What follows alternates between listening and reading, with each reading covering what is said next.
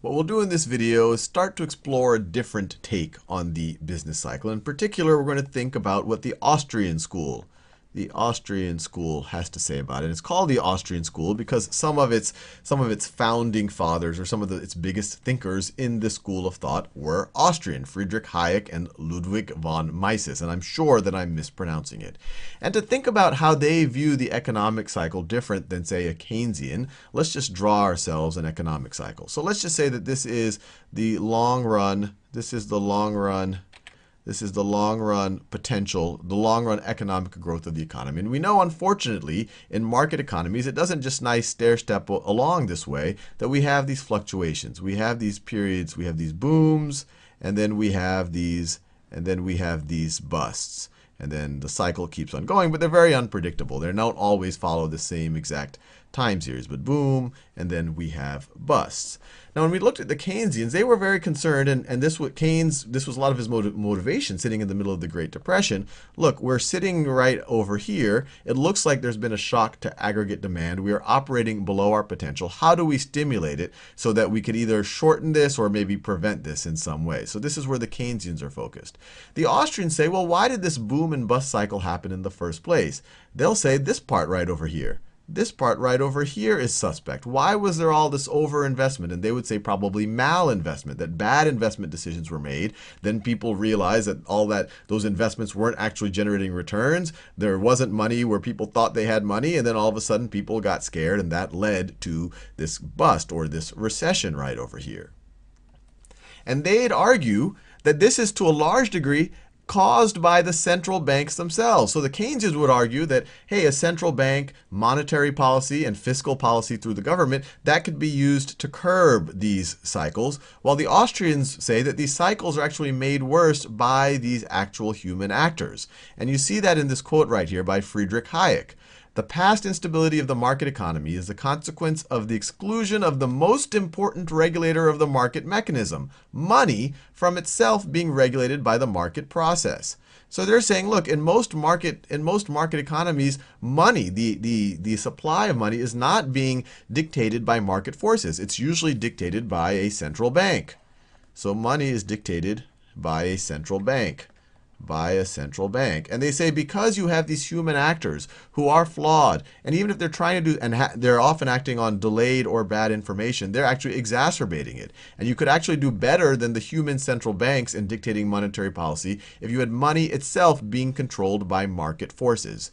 And to understand, so first let's think about what's the problem with having a human central bank is. So in an ideal world, when the economy is getting overheated, you should have high interest rates, make money more expensive to slow down economic activity a little bit. And when the economy is really slow, you should have really low interest rates so that people are more eager to borrow. They'll say that, oh, okay, I have some projects that I could get a positive return on if I borrow at those low interest rates, and so they would want to do it. And what they would argue is this green is, let's say that this is the actual economic reality. When a government or a central bank tries to measure it, they're getting a snapshot, but it's often delayed in time. They have to collect all that data. It's not going to be the exact same data. So let's say, because obviously they're not getting the exact pulse of the economy. So there's some delay. So this is what the central bankers see. I'll do that in pink. The central bankers will see this in delay. So they'll see it maybe something like this. And there's actually, I should probably draw even more blips in the data than what I am drawing right over there. And then by the time they act on monetary policy, there's a delay. So their interest rates would be a little bit delay over here. They say, okay, as things are getting better, we're going to raise interest rates. So because they want to make sure that it wasn't just a blip in the economy, so that the actual interest rates that they would do might look something like that. Now, what has happened? And this is not even putting into concerns like political concerns that no one really wants to take the punch bowl from the party and slow down the economy because it's very popular politically to have at least this part. If there's a presidential election right over here, the incumbent is very likely to win. And as independent as central banks try to be, it's very hard to completely separate that out of the picture. But we're going to put that aside right over here. But just looking at this delayed impact, what is going on? We actually have interest rates not doing what they should be doing. All right, over here, the economy is already in free fall, but we have very high interest rates, despite that the economy is well into free fall because of the delays. And over here, the economy is already near its peak, and we have very low interest rates, and these low interest rates are adding fuel. So you have high interest rates that are making it hard for the economy to recover, even though it's already below its potential. And now you have low interest rates right over here that are fueling kind of an unsustainable boom, maybe making it happen longer than it needs to happen. And this is just because these are huge, and this is what I drew here is human actors trying to do their best, not trying to delay this. On the way up, they might want to delay it even more because it's not politically popular to raise interest rates, to take the punch bowl away from the party. What they'd argue is, look, why don't you hold the money supply fairly stable? Ludwig von Mises would argue heavily the gold standard, and some Austrians still would. But others would say some type of predictable, stable money supply. Maybe it grows with the long-term economic growth of the country, maybe slightly faster than that. But that way you have a predictable amount of money and it'll naturally adjust. And to understand that, let's just draw a supply and demand graph for money. So we know that the price of money is really the interest rates. And that's what we were concerned with in this little yellow graph right over here. This is interest rates, which is really the price of money. And we talked about that in previous videos. And this is the quantity of money that is borrowed or lent.